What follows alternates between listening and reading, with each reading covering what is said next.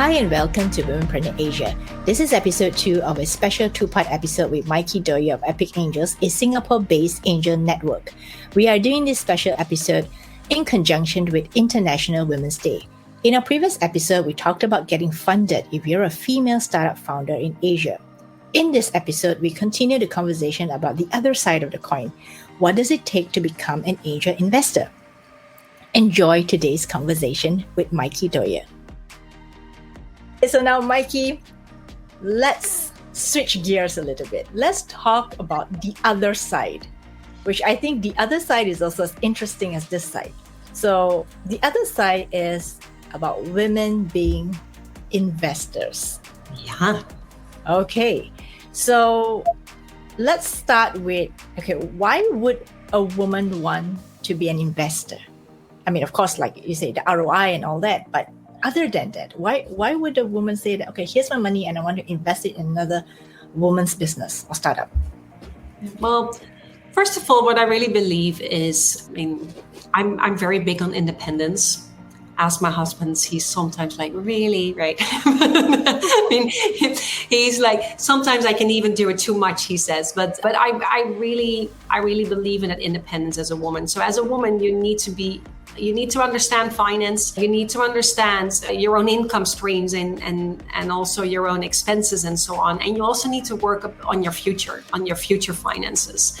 Whether that's in terms of a pension fund, whether that is that you want to invest on the stock exchange, whether you want to buy real estate, something that is different for every individual. And that's something that you need to figure out yourself.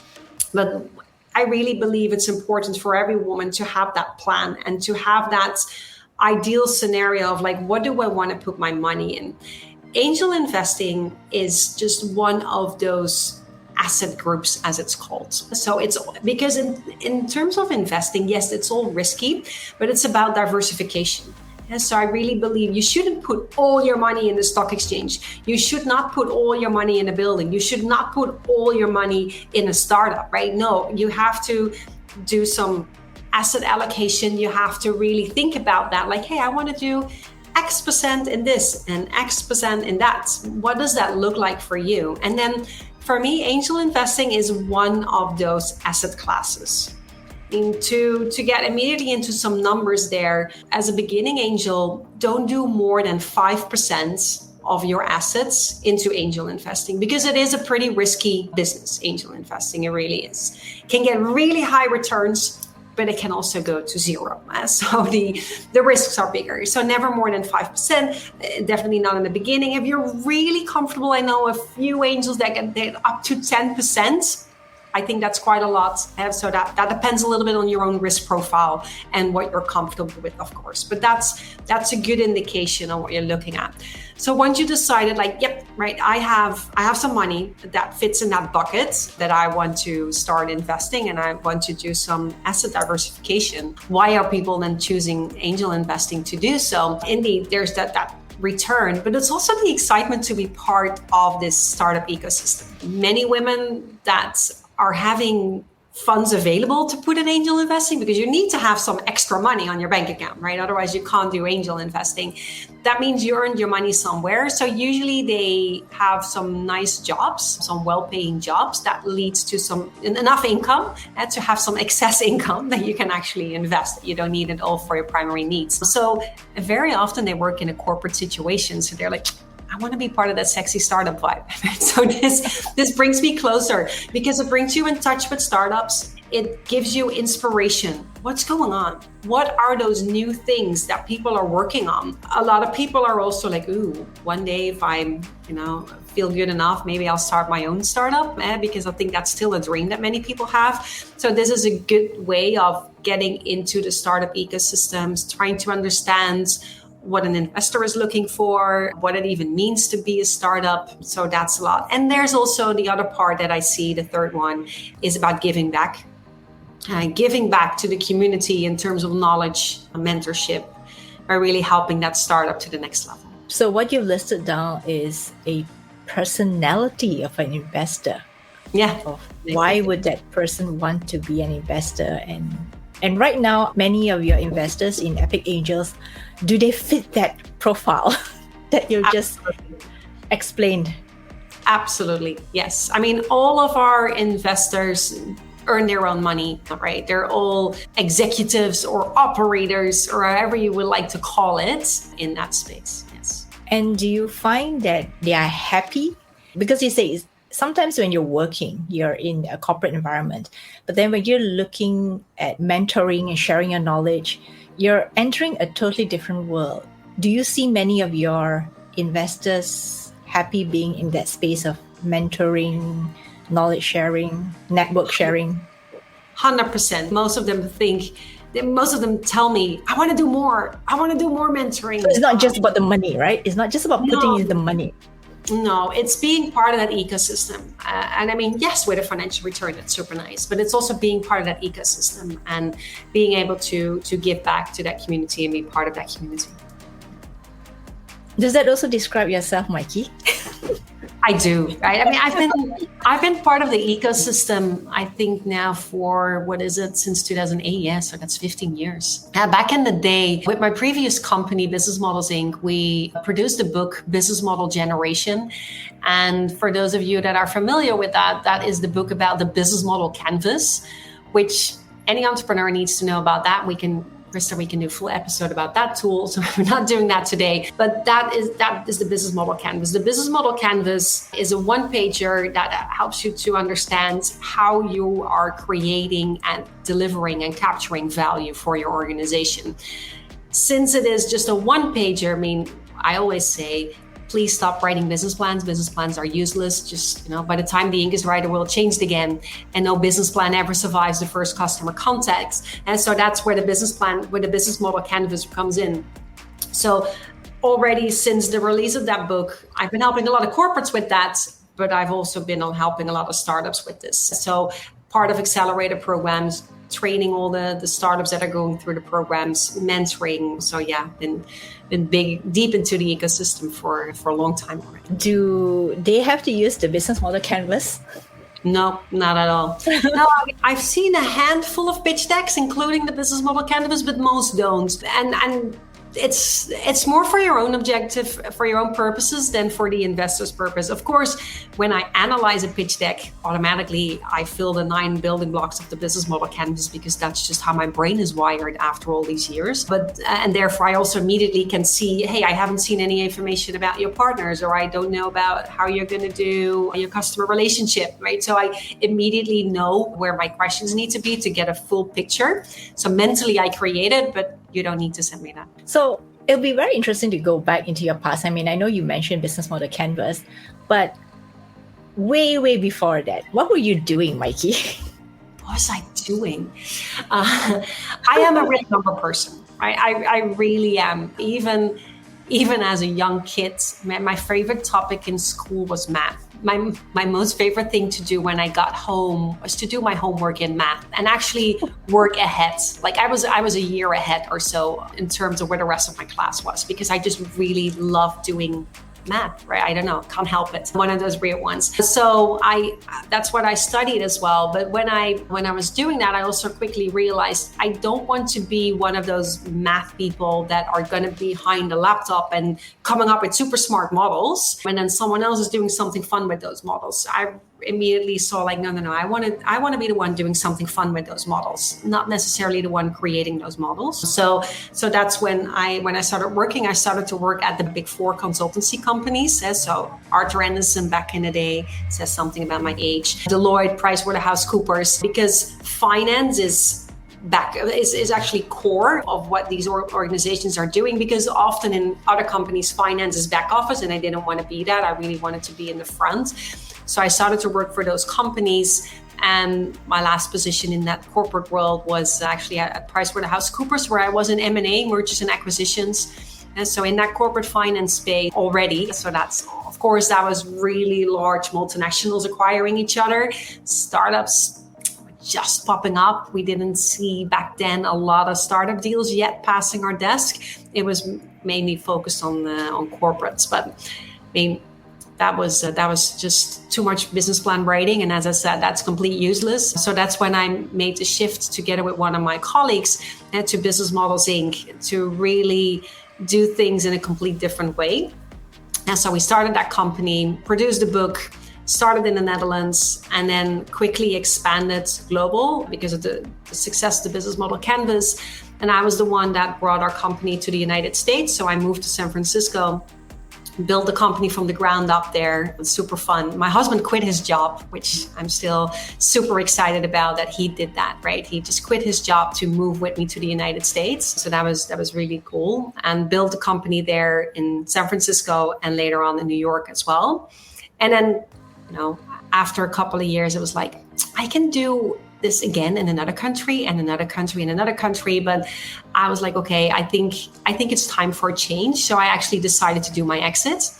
And that's when I moved to Singapore about 2.5 years ago. So you're also someone who likes, I would say, starting things and starting over. Yes, I love doing new things. Another thing that drives my husband crazy.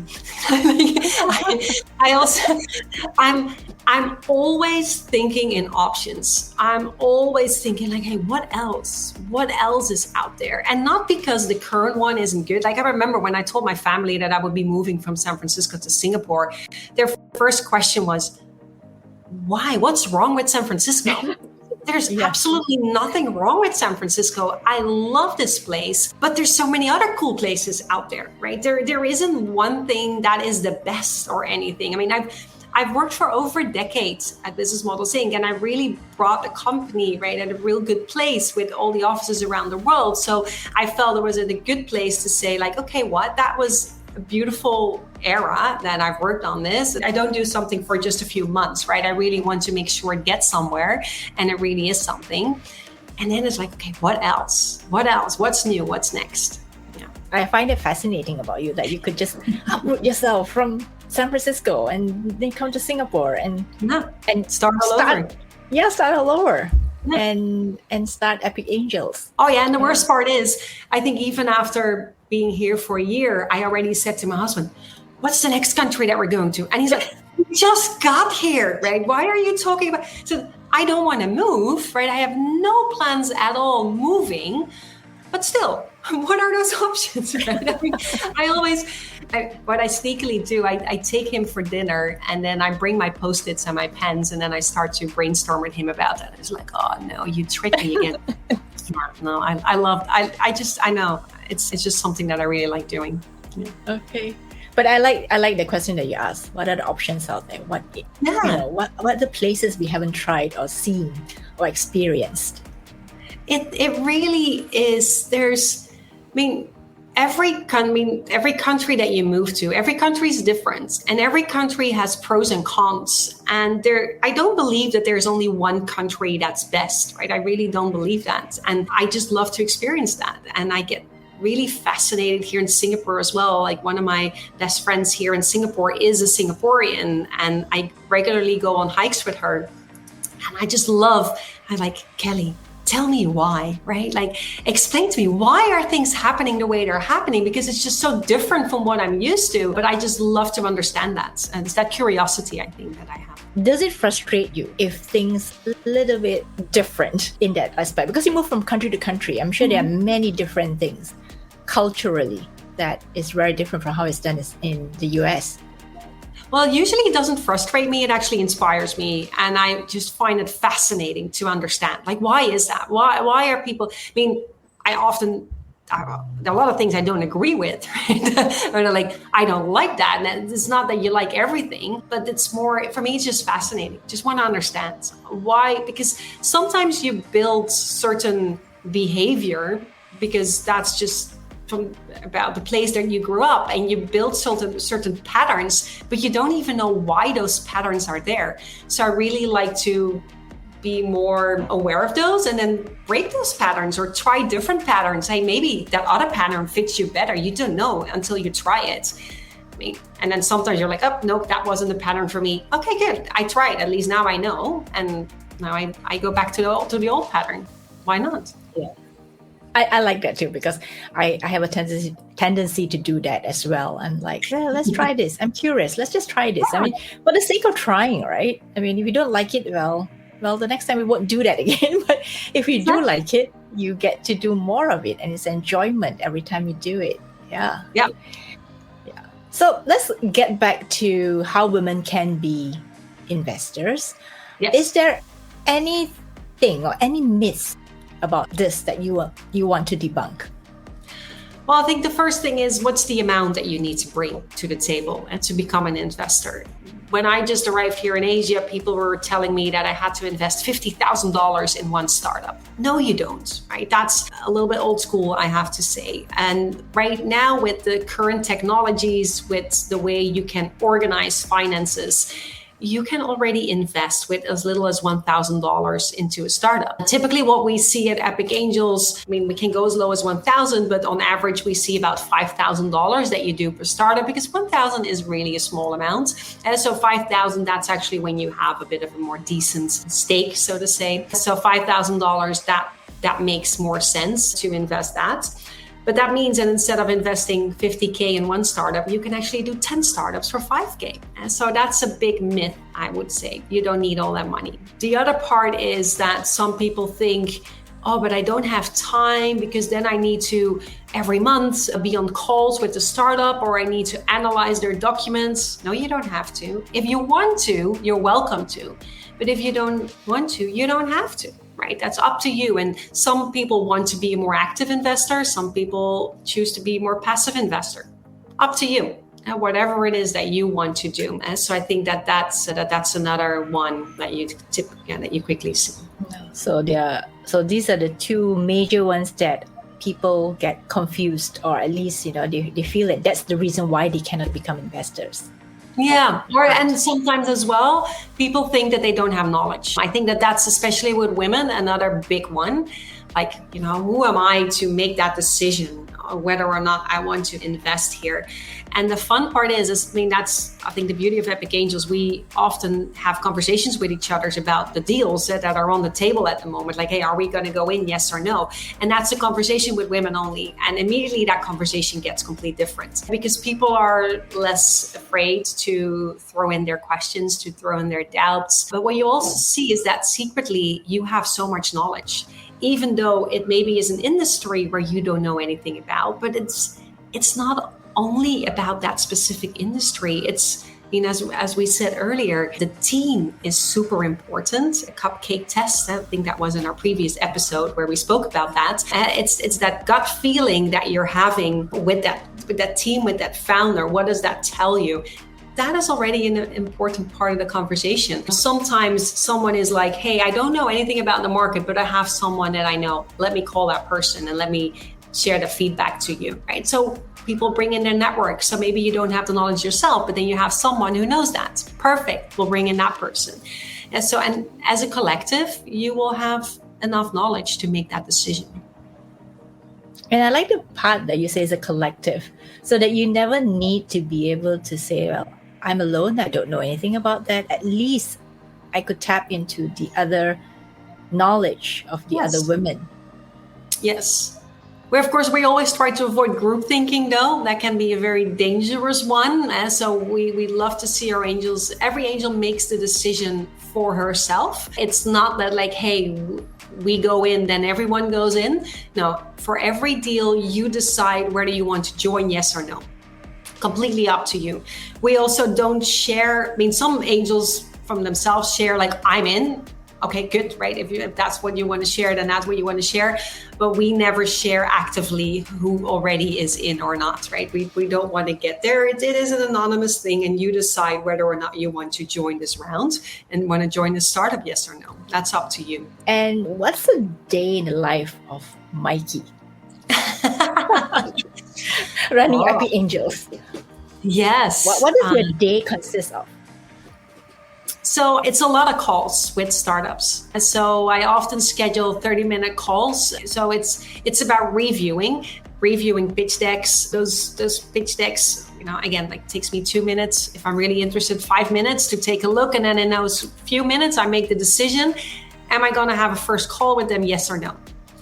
And if so, I send them an email, schedule the first call, get on a call with them to sense, hey, is this something for our angels, yes or no? And is this the right timing to actually send it forward to our angels? Calls are no longer than 30 minutes. I rarely ever have a conversation that takes more than 30 minutes. And so that all goes pretty fast. So you can do quite a lot. The other part that I'm working on a lot is on the other side, because it's also our partners. We work together with a lot of venture capitalists and accelerator programs in the region, because in the end, this industry, it's a lot about sharing deals with each other. Because if you are investing in one company, you want others to go in as well, because that's going to be better for the company and it can go further. So you're excited about that. So there's a lot of sharing happening in the whole VC ecosystem. So I have a lot of calls with partners as well to share deal flow, as we call it, and by making sure that we're getting access to the good startups that we can present to our angels. Or I'm part of a pitch panel, so that I'm a judge on a demo day, doing those kind of things. So that happens quite a lot actually as well. At least once every 2 weeks almost, I would say, especially at the moment. So that depends a little bit on the season, how busy as it is. So that happens a ton. And I think my other passion, which is just in general, is around education. I love doing education. I'm a professor as well at SMU, where I teach the students about business models and about entrepreneurship in general. Very, very hands-on, pragmatic course that I teach there for the full semester. So I'm always thinking like, hey, how do I do this together with my students? Often startups actually that I'm working with at Epic Angels, they become clients as well for my students, so that the students can work together with the startup to explore business models and to feel what it's like to be an entrepreneur. So that's what we're working on a lot. Conversations with our angels, of course, that are happening as well, to speak about the deals, and also education for our angels, because what you see a lot is that many of our angels are first-time investors. So there's a lot of that basic knowledge and women want to be more comfortable in that. And by just providing that knowledge, that helps a lot as well. I see you've also got a webinar on your website, right? Yes, true. Every month we have this open webinar, open for all women, that is, not for men, sorry. But it's only for women. It's only for women. It's first steps towards angel investing. It's a super pragmatic webinar. How can you get started with angel investing? What is your first step, right? Like, how do you even do this? What are the platforms that you need to think of? So, I mean, of course, I also speak about Epic Angels there, but it goes beyond Epic Angels, and really, like, how would you like to get started as an angel investor in this? And what can you really do today to get started? So is it available every single month? Every month, yes. Every month, if you go on our website, epicangelnetwork.com, there's a tab that's called Education. And in there, you can find a link to the Eventbrite where you can just sign up for the webinar. All the dates for the rest of the year are already scheduled. So any date that fits your calendar, you can sign up and join us. And as I said, it's for women only. Sometimes there are men, and then I always say, like, do they sneak in secretly? And there are women. Sometimes they do, but we always check, of course, the participants list up front with their LinkedIn profiles just to make sure. And then, I mean, I love to have a conversation with men. Don't get me wrong, but I think women need that extra step and that extra push, definitely, to get started. Once they're in, there's no difference in the female investor or male investor. I don't think so, but it's sort of that getting over that hurdle. That is a very important one. And then you see women like it to just be with women. It's just a slightly different conversation. Yeah, I believe so. I believe that it changes the dynamics of the room if you have both gender. Yeah. Not always to a bad thing, right? I mean, don't get me wrong, but it's just different. And that's why we choose to do it this way. Some of the things that I want to ask is, like, when you were in Singapore and you just relocated, yes, what are some of the difficulties of starting Epic Angels? Were there any difficulties or challenges in the beginning? Well, it never started to set up such a large community. It just started because I wanted to do investing for myself, and together with 3 of my friends. So the start was very easy from that perspective, because we just wanted to do it just for ourselves. And then you just do it, right? There's nothing blocking you. Of course, in Singapore, regulation is very strict. That is, I think it's the most strict one in the world, which sometimes makes it a little too complicated for what's needed, definitely in this situation, but that's what it is. I've had some good conversations with MAS about this as well, and definitely seeing if we can pilot a few fun things there as well going forward into the future. I'm always like, hey, what can we do, right? Because that's always the niche that I'm trying to find, the sort of hack the system. Like what is possible with limitations, because every country has their own limitations. There are also a few things really beautiful in Singapore as well, right? That really helps to do something like that. So it goes both ways. But when you first started, you had this idea like, I'm going to make it into APAC's largest. That only came after, because we really just started by doing it for ourselves. Like we just want to do angel investing ourselves and let's just do it. And then when people started to knock on our doors, like, hey, if I'm going to do it, now I'm going in big. So that was just a little over a year ago when my business partner Hester and I just looked at each other. You know what? Let's just do this. Let's just put our shoulders underneath and just go for it by really being that largest female-only angel investment network. So yeah. What surprises you about the investing community now that you have so many of them in your group? What I really love is to see how all connections are being built amongst these women, because they're all senior women. It's a very, very powerful community. So you can see that they're looking for each other. Sometimes I can see all of a sudden on LinkedIn a post where two of them are being mentioned, and I knew they didn't know each other before. It's like, oh, nice, right? They met each other and they find something else outside of Epic Angels to talk about, to grow on. Or yesterday, an angel I was speaking with, she said it as well, like, oh yeah, I love those in-person sessions because there's always someone that I want to follow up with and have a coffee with later on.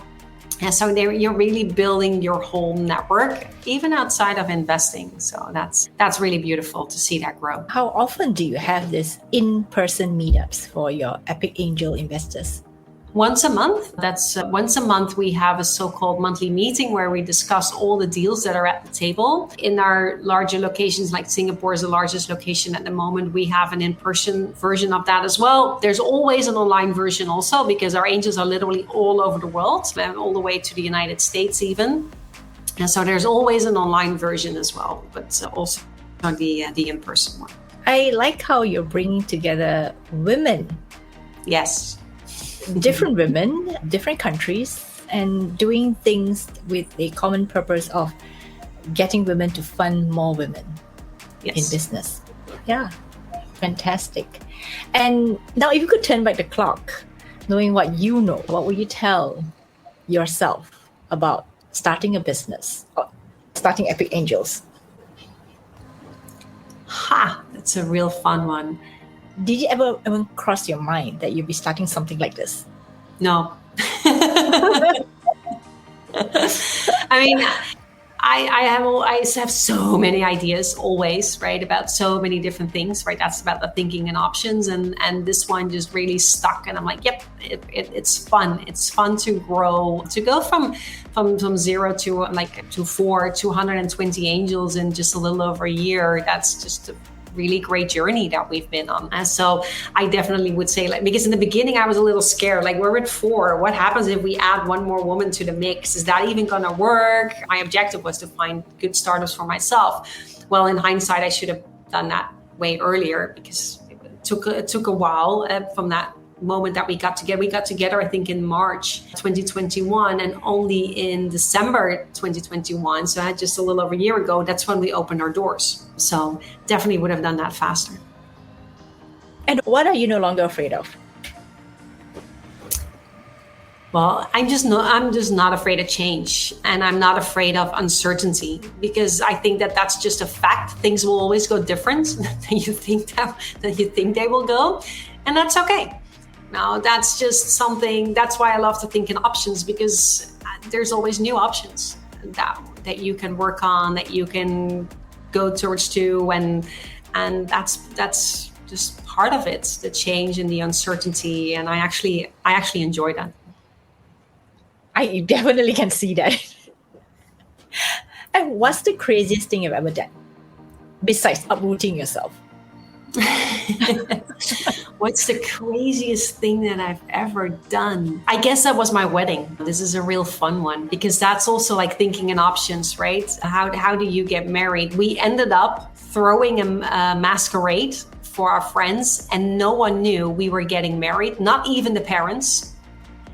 And then we got married right there during that party on the spot. So I think that that's one of the craziest things that I've done. Of course, eventually they realized that you were getting married, right? Yes. It was not just a make-believe. No. So what we did is like we invited everyone for this masquerade. And what you do when you go to a masquerade, you don't go for an hour. You go in full, right? It was a ball, and we sent them an invitation, like be there at 8:30 because that's when we will open the ball. So, we really created this hype around that.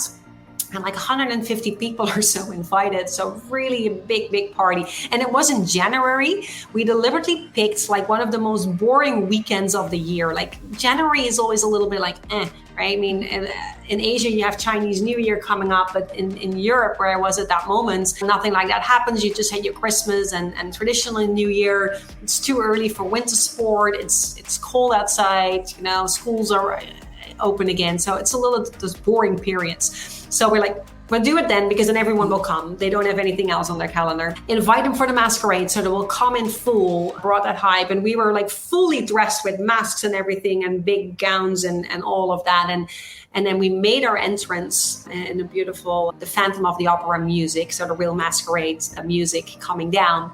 And then there was one guy, my business partner, he knew that we were actually going to get married. And he stopped us halfway through the dance. And he's like, what kind of party is this, right? You guys are engaged. Like, what are you doing? Like, when are you going to get married? You still haven't announced when you're going to get married. And it's like, yeah, I don't know. And then he's like, are you secretly already married? And then he started to ask the audience, like, what do you think? Are they married already?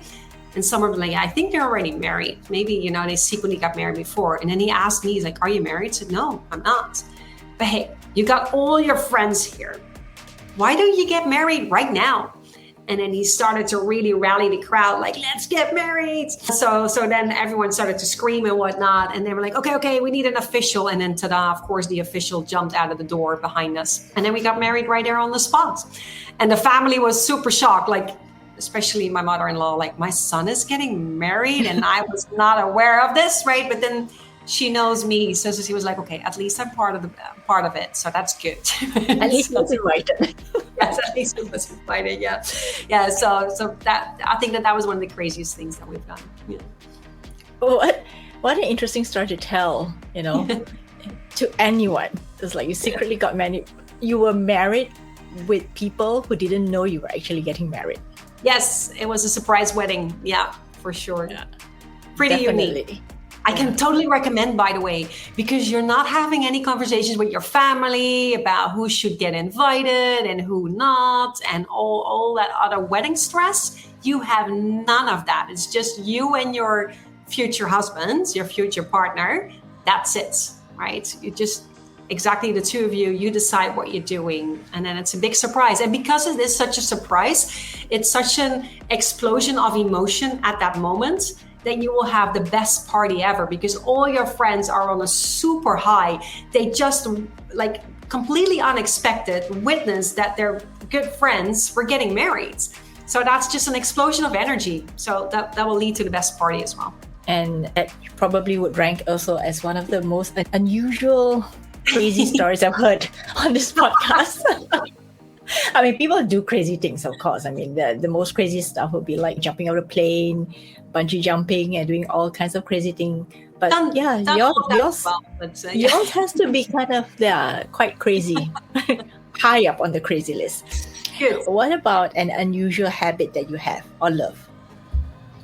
Ooh, an unusual habit that I have. I mean, I can be, I don't know if it's unusual. Like I'm very much into food and I'm very much into structure. So I'm really someone who can totally like structure my weekly menu, and every week, again, I want to try something new. Sorry about that, right? It gets repetitive now as well. But like, I really want to make sure that every week we try a new recipe that we haven't tried before. And my husband is the cook, and so he's the one that actually needs to execute on it. I do the curation of our menu, and I do the sourcing of all the ingredients, and he's the one that's preparing it and actually putting it together. But there's always something new. I mean, I think that new definitely is one thing. I mean, the same thing every year, I need to visit a new country. country that I haven't been to before. So I think that's a crazy habit. What if you run out of the countries to visit? Now that's a possibility, right? It is a possibility, but there are about 200 countries in the world, depending on which count you follow, but roughly 200. I'm at 65 right now, so I think I'm going to be fine for the rest of my life. And what personal goal are you most focused on right now? My personal goal it's all about the energy. Do I really like what I'm doing? That's what I'm focused on the most. And that's the question that you just need to ask yourself very, very often. Am I still enjoying what I'm doing? Because we always have our off days, of course, right? Who doesn't have an off day? But generally speaking, you should really enjoy what you're doing. And that's, for me, that's my biggest goal. Enjoy what I'm doing while making a change, making an impact. In this case, right now, that focuses on increasing the female asset allocators, increasing the female investors that are out there. That's really one of my objectives on multiple ways. And so that's that business goal. But that personal goal is really, I really want to have fun. I really want to enjoy what I'm doing. And then the rest will come. Have you figured out what you want to do next? No, there's too many options. There's really too many options. I mean, I couldn't say. I love education. I think that's always going to be part of that. I love freedom. I love the travel. So that's also always going to be part of it somehow. That needs to be still possible. What that looks like, no idea. I have a whole long list with a lot of ideas on what's next, what are options. So we'll see which one of those options will become real. And who has had a tremendous impact on you? Who has had a tremendous impact? I don't think that's one person. Actually, I know it's not one person. For me, it's never like one person, but it's multiple people in different situations that have an impact on you. And then that varies from people like my grandmother to people like my husband, right? To my business partner, Patrick, my other business partner, Justin, right? So some people that you will, for the rest of your life, will stay in touch with and do amazing things with, no matter what. And so it's every situation leads to other different heroes or different inspirational sources, including my students. My students inspire me a lot as well. Every Wednesday when I'm teaching with them, I always leave with a smile on my face because I've been hearing something, or even this morning. This morning I was on the phone with someone who is really big on TikTok. Well, she finally got me that far that during the call, I downloaded TikTok and created my profile. I was like, this is unique. She was like in her mid-20s or whatnot. Like, you finally convinced me. You're the first person out here that really inspired me to download that thing and actually get on with it, right? So that's inspiration for me. So that was just that person this morning. So I really believe that, there's not one person. It's just always many, many people that can inspire you, and you need to be open for that to be inspired. What's your favorite book or favorite books? Now we're talking about, right? There's no single book, but maybe other books out there. My favorite books. I'm a big reader, but I usually read nonsense books. So nonsense that I can't even remember the writer or the title of the book, right? They're just novels that can completely carry me away. I've been reading a lot about the Second World War, and then there's beautiful novels around that. So not history books or so, but like really novels that were taking place in that era. And then, of course, Amazon gives you a lot of recommendations like, hey, you just read this book, so maybe you'll like that one as well. That's of course how it goes. And I'm like, okay, good, I'll follow that. Because if I'm on a holiday, I can read a book a day, right? So I can really drown in my reading. It is my escape, my meditation often, to just be like, hey, let's just focus on nothing. Let's just read a book. Because I'm not big on watching TV, but just reading a book. But also not one specific favorite one. And how do you get so much done in a day, plus reading? Yeah, I'm teaching. Teaching. I'm a very structured and organized person, I would say, and I really live with my to-do list, and not a to-do list on like what's all the things that I want to do in my life because that list is way too long and there's no way you can control that list anymore. But every morning I start with like, what are the 3 things I really need to do today? And I'm pretty diligent with that. I'm really focused on make sure that I get that done. So I think that helps. And then there's always a lot of other stuff that happens. But then as long as you make sure you got those things done that you really have to do, you will be fine. I think we both belong to the same tribe. Nice. The tribe of yes, I have to have my to-do list. Otherwise, it's not a done day. The day is not done. No. And I mean, yeah, where it's very important as well, definitely if you're running a business, right? You need to focus on the rocks, not the sand. I think most of you know that story, right? Because if you have a jar and you have a lot of big rocks, you have small rocks and you have sand. If you put all the sand, all the tiny little tasks that you have to do in the jar first, your rocks won't fit anymore. But if you start with the big rocks, then the medium-sized rocks, and then the sand, everything will fit the jar, right? So I think that is sort of the key thing that I always keep my eyes on like what are those bigger things that I want to accomplish, and how can I break that down into smaller tasks instead of letting small tasks lead my day, because that's not going to get you anywhere. Yeah. So that's how you do so many things. Yes, at least. I talk to so many people in a day and in a week and in a month. And when you were younger, what do you want to be? I mean, do you have a dream that you would actually be where you are doing what you're doing right now? No.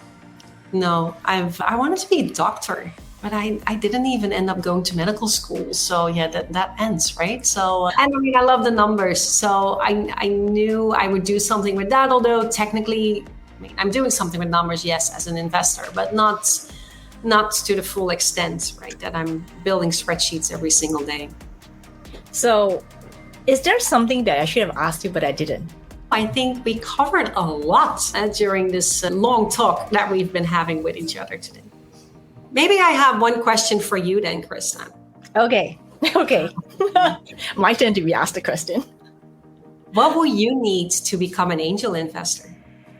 After listening to this conversation, right? And I know you're a big fan of female founders, women entrepreneurs, of course, throughout Asia. But are you already doing angel investing yourself? No. It never crossed my mind. Until I spoke to you, Maaike, it never crossed my mind. I was thinking like, hey, I'm so happy just talking to female founders and just supporting them in whatever that they're doing. And I think it never really crossed my mind. And I remember you asking me this question, and it just surprised me. Honestly, it did. It surprised me. So perhaps I'm part of this group of women who have never considered themselves angel investors. Yeah, I think that's the majority. That's the majority of women, right? But now we've been speaking about this topic today. What will you need to take that next step in the direction of angel investing? I will need to take your webinar.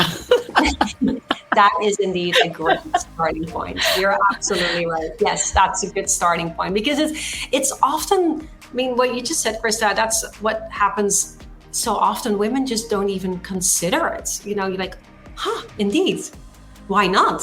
Right? And that's what we're trying to accommodate as well within Epic Angels. Like, how can we get women to at least consider it and try it, right? Just try it out, see if it's something for you or not, right? And then take it from there. Start super small, right? I mean, don't invest $50,000 immediately. Just do a few $1,000s and then see if you like it or not. Get comfortable with that and then take the next step. And that's baby steps to slowly get into it. Yeah.